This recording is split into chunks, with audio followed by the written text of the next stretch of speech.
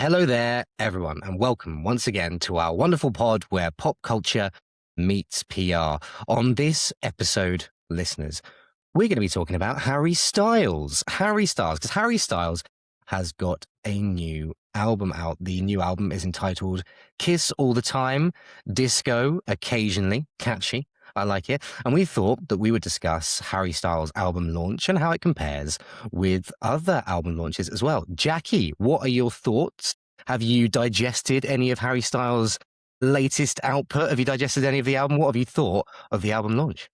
Well, I haven't digested it because it's out tomorrow, and I'm not one of those wonderful people that gets a chance to preview these things yet. You never know. You never know. On this pod, we might yet get some opportunities to preview things, but this one, no. But I did, like everybody else, get a chance to watch his performance of Aperture, which is his first single from the album. And that was on the Brit Awards. And it was phenomenal. And his performance was exceptional. And he is becoming, or many would say has already become, one of the truly amazing stars of not only the pop world or the rock world or whatever genre of music you would fit him in, but also as an actor as well. And he's clearly an artist, a fully rounded artist. And it was interesting this morning because when we were talking about what we wanted to talk about today, I had seen one headline in the Daily Mail about Harry Styles talking about the death of his One Direction co-star, Liam Payne. That was the headline that the Daily Mail had taken as a result of an interview that he gave with Zane Lowe from Apple Music. And this seems to me the only interview he has given about the album launch and given it to Zane Lowe. And that interview, and I haven't had a chance to totally digest the whole interview, I have managed to sort of skim through it, but it was a very far and wide-reaching interview. And it wasn't just about the death of Liam Payne.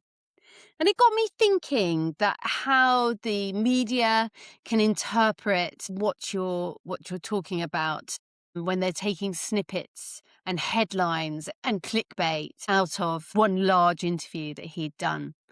And it was interesting also that they had zoned in on the fact that he'd used Liam Payne's, or his reaction to Liam Payne's death, as a way of publicising the album launch, which in itself doesn't come across very well, does it? It, in that one headline, comes across as if he's using the death of his erstwhile bandmate to launch his album from. However, as the day went on, more news came out about the album launch, more reportage about the main interview that he has done came out, and they were looking at different things.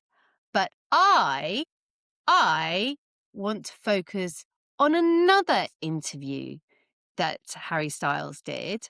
And that interview was something that my lovely husband, James, came up with this morning as he opened up his issue of Runner's World. And there was an interview with Harry Styles, in a way, doing the interview himself, but it was a conversation between him and a gentleman named Haruki Murakami. Now, this man is a 77-year-old novelist and runner. And Harry Styles is a massive fan of Haruki Murakami. And he and Haruki Murakami sat down and had a long conversation, which was reported in Runner's World. And a lot of people may know this. Well, fans of Harry Styles will know this, but Harry Styles is actually a very accomplished runner. And he is a marathon runner, and he has done sub 3-hour marathons. He did a 2-hour, 58 minutes, I think, marathon. So he's a very, very good runner. And he attributes a lot of his ability to have set himself the goals of doing a sub 3-hour marathon to reading the book written by Haruki Murakami. And this is, to me, fascinating because when I looked at that first initial headline of the Daily Mail, being a seasoned, cynical media watcher, my first view was clickbait, clickbait, clickbait. It was a similar kind of headline getter as we saw with Lily Allen. And I just thought to myself, that doesn't sound to me like Harry Styles, like the artist that I know him to be. And I was right. I'm now happy to report because subsequently through the day, those headlines of the Daily Mail have moved on to other things. But the best article that if you want to read about Harry Styles, and the one that shows you more about what goes on in his head and the creative process for him, is actually this article in Runner's World. Before you go any further, we just wanted to take this opportunity to say that we absolutely love recording this content for you. So please do like, subscribe, follow us wherever you get your podcasts. It really does mean the world to us. Thank you so much and enjoy the rest of this episode. Listeners, we do have discussions before we go live on these episodes, on these recordings, and we do plan, although we try and keep things as organic and sort of make sure that things are heading in sort of all sorts of different directions. I sort of assumed, pun intended, that this was going to go one direction. I did not think that the direction was going to be Runner's World. I did not anticipate that. You've caught me completely off guard there, Jackie. I will admit that. And I'm grateful for it. I'm grateful for it. And actually, my next question is this then, because actually I'm pleased you sort of then thought, oh, and you mentioned here, I thought initially this is all a bit, traditional is the wrong word, but it's all a bit by numbers. Does this interview with Zane Lowe?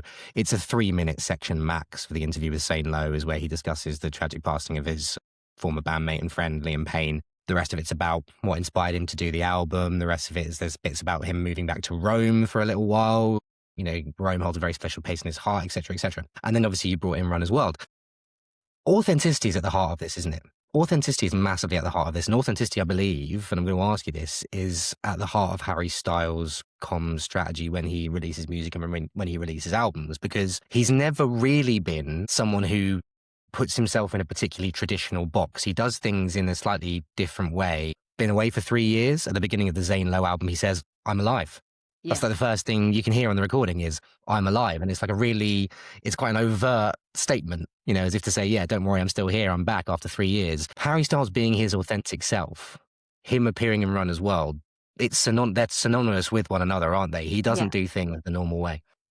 No, and here's the really interesting thing about the way he's done this media approach to the launch. When you take your time, and he's in the position where he's very famous already. If you just look at his CV, he is now in the position where he can pick and choose how to do the launch.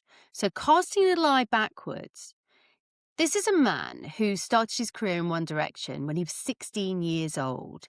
2010 was when One Direction was formed, when he did the X Factor, did all those auditions that you see, this sort of cherubic, curly-haired, young 16-year-old working in a bakery, just literally saying, "My mum thinks I'm a good singer." And his own character, his very humble character, came across even then.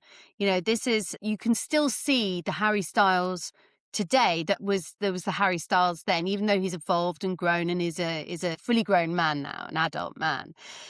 Then if you then look from One Direction through to a 16-year-old to grow up to be wholly untouched by the industry is almost impossible. So if you look at where he is today compared to for all those years, the fact that he's kept his mind is in itself an achievement, because you are being brought up in a bubble. And so I say a lot of the time on this podcast, we like to recognize the people who do it well as criticize those who don't do it well. And I just wanted to do a little bit of a nod of acknowledgement to his career, because in 2017, We're talking nearly 10 years ago, he did his first Harry Styles eponymous album, and that topped the Billboard charts. And then in 2019, he went straight into Fine Line, and that was the one that had Watermelon Sugar, which was one of his best-selling singles on. He was 25 years old when he did that. 2022, he did Harry's House, which was As It Was, that was the album that had As It Was on it, and that topped the Billboard charts. And then he went on this massive tour for 2 years. For 22 months he was on tour, which is incredible. And then he took a break, and that's why he made that joke with Zane Lowe, saying, I'm alive, I'm back.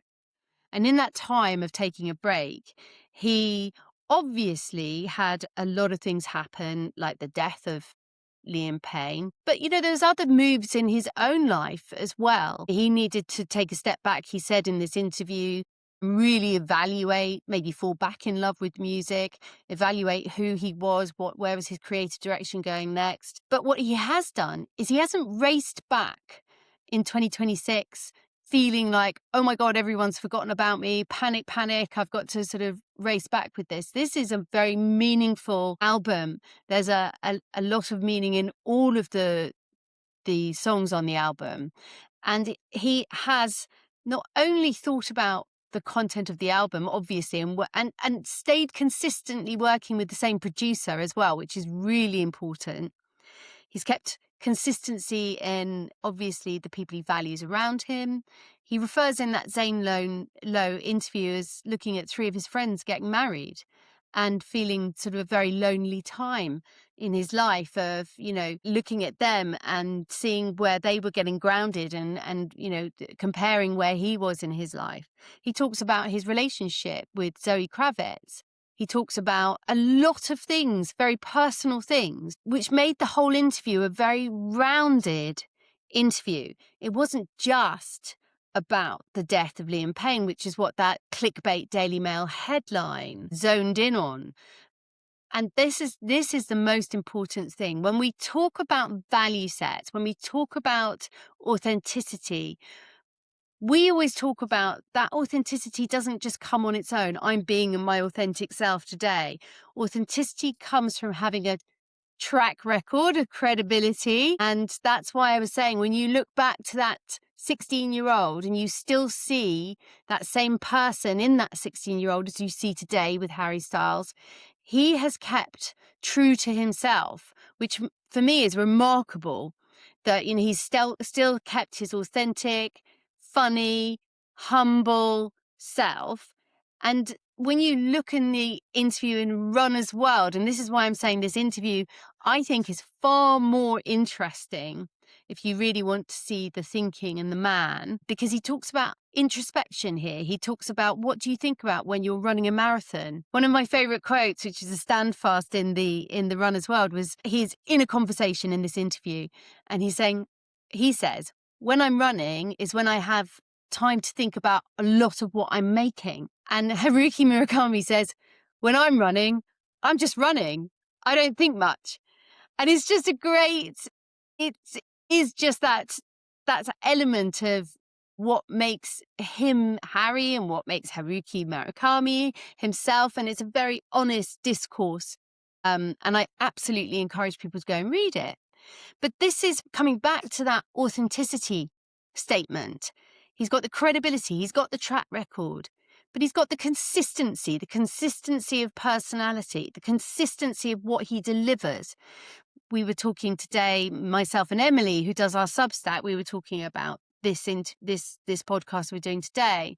And she was saying he's got a consistency in how he presents himself with his fashion choices and how he visually looks each time. He pushes the boundaries with his fashion choices, but not in a look at me way. It's more in a very artistic, expressive way. And then he's got that consistency of presentation. He's always quite open.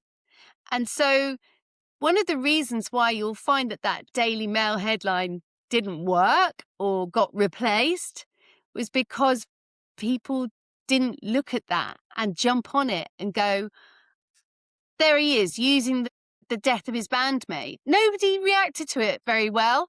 And so the Daily Mail, I think, and this is pure speculation, but they're very good at headlines and clickbait. And they probably just replaced it with something else to get the traffic coming because they knew it wasn't working. And that to me is very significant. I'm actually really pleased you mentioned their consistency of presentation. Obviously, we could talk about the visual PR, of course, and I actually opined to my wife the other day while we were watching that same Brits performance. I went, I wish I could get away with just wearing more ties out and about. He just looks so much more stylish than me. I just don't think I could dress like Harry Styles. I wish I could. We're very similar age groups. But consistency of presentation, I want to talk about and dwell on that really, really quickly, because I would argue that that goes hand in hand with consistency of visibility. I'll explain what I mean.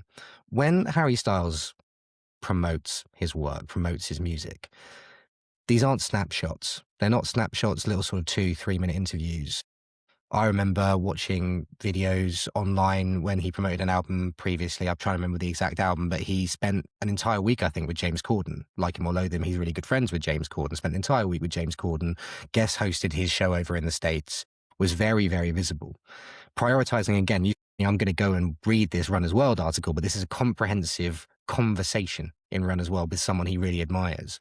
This Zane Lowe interview with Apple Music that you can watch up on YouTube and listen to on Apple Music is just under an hour long. Comprehensive interview. He talks about how he wants to be seen as an ordinary person, but as an artist, an ordinary person who lets other people in and see him be ordinary. He talks about grief in a really compelling way when it comes to, we're not going to dwell on this, but when it comes to the pressure he felt to be a certain way in his grief and how other people had ownership of part of that grief, is a really compelling quote. These aren't snapshots. What I'm getting at here is this isn't something that Daily Mail can grab. This level of visibility that Harry Styles demonstrated and the level of authenticity that he got across by being as visible as he has, we've seen this in other album launches that you and I have discussed in the past, haven't we? This level of authenticity. For example, I'm going to go straight in here. The level of authenticity demonstrated by a certain Lily Allen when she released her album. I mean, what do you make of this? This is a very, very clear strategy now, isn't it? It's very, very clear that artists are leaning into this as a means of really getting their ideas and their vision across for their new work. 100%. And this is really interesting that you mentioned Lily Allen, because just like Harry Styles, she pushes the boundaries of fashion and visual presentation. Like her album launch party had sex toys on the table and stuff like that. She was photographed in a bathroom setting, and it was all very just, those visuals were so important. And Harry Styles is very good on the visuals as well. And again, it's that authenticity of thought and feeling. I mean, Lily Allen's was a bit more of a lived experience. We literally were taken through quite painfully through the whole process of her marriage breakup. Whereas with Harry Styles, there's a little bit more of that reflectiveness and, about marriage. And apparently American Girls was part of that. That's one of the tracks on the album.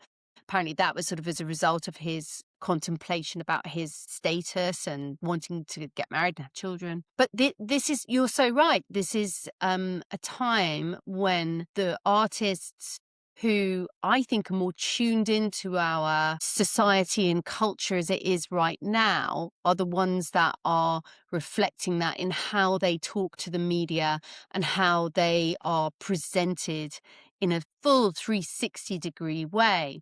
And it's the artists that try to control a narrative or try to do a sort of 2D kind of presentation and broadcast out rather than invite into a dialogue.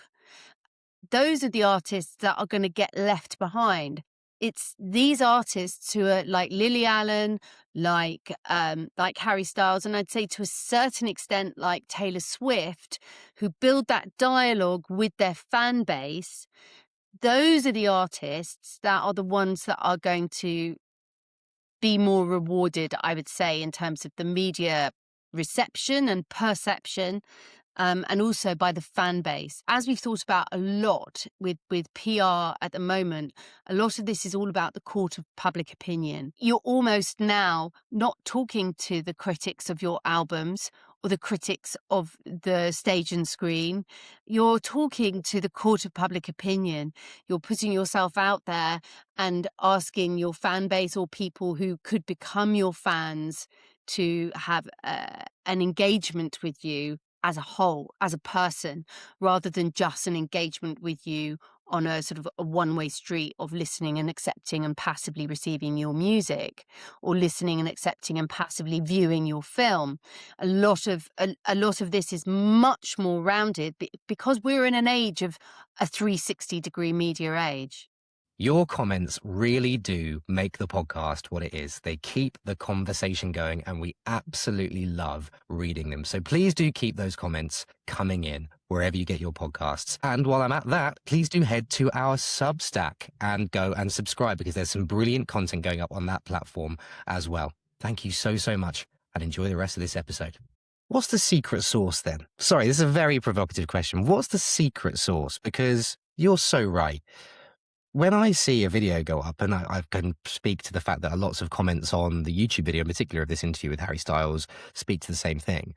When I see a Harry Styles video go up and it's an interview where he's talking to Zane Lowe, for the sake of talking to Runner's World as well, let's throw that in there as well, and it's comprehensive and it's a dialogue, I'm in. I click straight onto it because Harry Styles, I really do relate quite strongly in terms of his creative output, his music, his acting. I really, really rate Harry Styles very, very strongly, very, very highly. I click on it because I want to know what he's thinking. I'm not clicking on it because I want to necessarily hear about the music. That's part of it. But I want to know what he's thinking. I want to kind of go there with Harry Styles. And the biggest artists, be they musicians, be they actors, whomever, that's what their fans want. They don't, to your point, they don't just want to listen to the music. They don't just want to watch the films. They want to be there with them. How do you get to that point from a comms perspective? What's the plan? Is it someone just has to have it, which is the old adage, like they've just got it? Or is there a little bit of a secret sauce sprinkled like behind the scenes that kind of gives you that extra push in the first instance? I don't think it's one single thing, Lyle. But I do think it is that it starts with they have it and they've got it. I think that is, I think that shines through. Sometimes you meet those people and they have that immediate, I don't know what it's like. It's like a pheromone, or it's like you can almost taste it. I remember when I met Goldie Hawn, I had the absolute privilege of spending an evening with her and a dinner with her, and we literally held each other's hands and talked to each other about all the things that I was passionate about, and she was amazing. And she just had something. I don't know quite how to describe it, but I said she was the most appropriately named person I'd ever met, because she was sheerly golden. And when you see her, she is that way. That is the person. When you see her on television or you see her in real life, she is exactly that same person. There is no change. She's even more wonderful and lovely, and you just want to eat her up. You literally want to cuddle her when you spend any time with her. And so I think there is that X factor behind all of these incredible people. But I think that it has to be layered with a certain amount of protection and consistency. And I think with Harry Styles, luckily, I think he has been surrounded with a very stellar team, like his producer. He stayed with his producer for a long time. He's had the backing of something solid behind him that has actually kept him to a certain extent protected, but not isolated. That has given him the wherewithal to be able to look after himself in the wide world. I don't know quite how to describe it, other than being, when you're a parent, you hope that you set your child up for being out there and being able to assess danger and work out what's good and bad for you and be able to make the right decisions. And, the people with longevity are those people who have been able to make the right decisions. You look at Taylor Swift, she is surrounded by her family. Scott Swift, her father, is a manager. He's stayed with her. Her brother works for her. She has that backing. I know Harry Styles is very close with his sisters and his parents, and and that's not, God, no, that is not to form any criticism on parents or people around the people that haven't survived in this industry. But I do think it's remarkable how well he has done over this time. So if you ask me to analyze why, which you did, it's very hard to say what the secret sauce is. But I do think if we come back to those basics of consistency, building credibility, and actually knowing where your power is from within and having that confidence to go with yourself and create as an artist, for example, and create what you're good at and continue to live out your own value set. I'm sorry, I keep coming back to the same things, but it's very clear with a lot of these people what their value sets are. And living out those values and not being contrary to those values is a really good way of staying held in the good part of the court of public opinion. And actually, as we bring this one to a close, he has been away, as I mentioned earlier in this episode, he has been away for 3 years, I believe.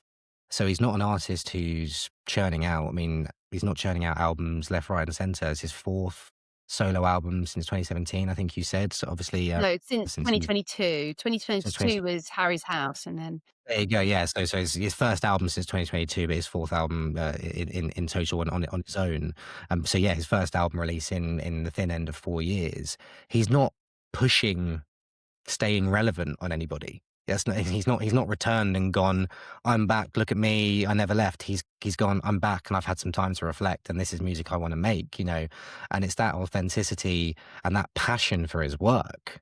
And that just dwell on this as well, that calmness. I don't ever get a sense when he does his press that it's pushy or edgy or anything like that. He's very, very comfortable. I don't think we say that often enough when it comes to comms and promoting things like that. Like comfortable in his own work and in his own skin and in what he's doing. And that has so much value as well, just as we bring this one to a close, doesn't it? That sort of how you are. We talked about presentation, how you are in these interviews, being really at ease. And is that a combination? This is my final question to you. Is that a combination of obviously he himself practicing that level of being comfortable, but also him and his team selecting the right opportunities and knowing he's going to be comfortable in those environments? He goes back with yeah, Zane Lowe. He yeah. rates Runners Wild, this sort of thing. What you're working towards there, Lyle, is experience and how experience tells you. You start to have a sort of a sixth sense. You have the experience to know when when you need to panic and when you don't. You have the experience to know what makes you comfortable and what doesn't. And this man is coming into his 30s now. He's got so much experience under his belt of the music industry. He's seen it from every which way, and he knows that it's probably making knee-jerk reactions or knows the fickle part of fame as well.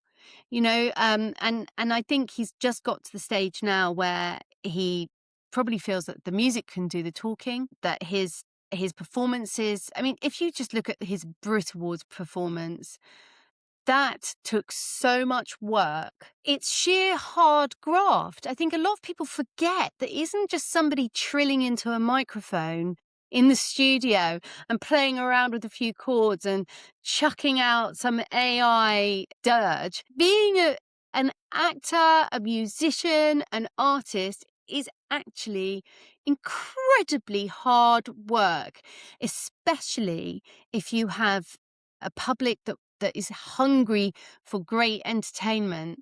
And the dancing he did, the presentation that he did, that takes a singular amount of effort and hard work.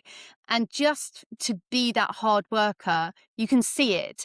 It's pouring out of everything he produces. And the same with, Lily Allen. She worked really hard on that album. Everybody sort of just zoned in on the emotion behind it and all of the story that she was telling behind it. But equally, what she's done to go out and promote, she's gone on a tour, all of that is hard graft and should be recognized. And that all leads to consistency, credibility, and you see the results of their efforts. So if you ask me what season's secret sauce is, X Factor crossed with consistency, crossed with bloody hard work. Couldn't have put it better myself. And what a brilliant, brilliant way to end as well. What a brilliant place to bring this one to a close. I am a massive Harry Styles fan. That may well have come across on this episode. What do you think, our brilliant listeners? What do you think of Harry Styles' latest output? What do you think of his latest single? What did you make of his Brit Awards performance?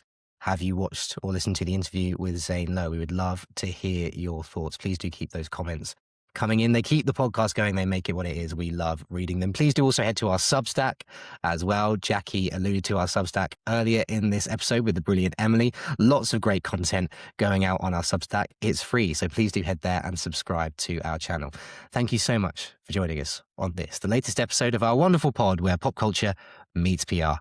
From Jackie and from myself, take care of yourselves. It's bye for now.